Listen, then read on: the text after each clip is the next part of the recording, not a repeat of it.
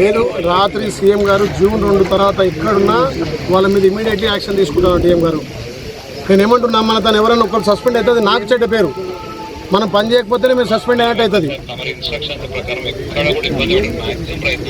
Maximum కాదు, Turkapalli head quarter ఈడ head క్వార్టర్లో మనం వచ్చిన తర్వాత కనీసం 3 లారీలు అనుకున్నాం.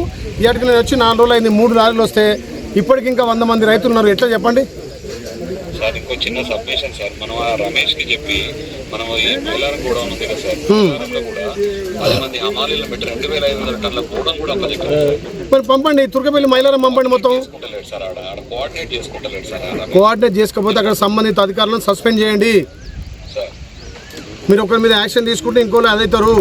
రైతుల విషయంలో ఎక్కడ కాంప్రమైజ్ కావద్దు. ముఖ్యమంత్రి గారు, మంత్రి గారు సీరియస్ ఉన్నారు. మీరు ఈ వారం రోజులు ఏం చేస్తారో, మీరు నిద్రపోకూరి, నన్ను నిద్రపోనేకూరి, అక్కడ రైతులకు మొత్తం న్యాయం చేయాలి, మొత్తం తొందరగా కొనుగోలు చేయాలి.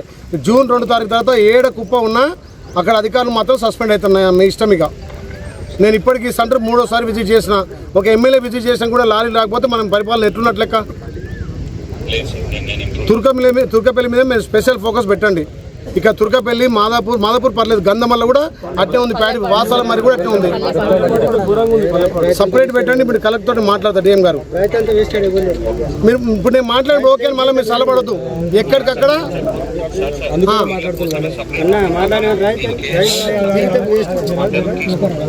ఇమీడియట్లీ ఇవాళ స్పీడప్ చేయండి.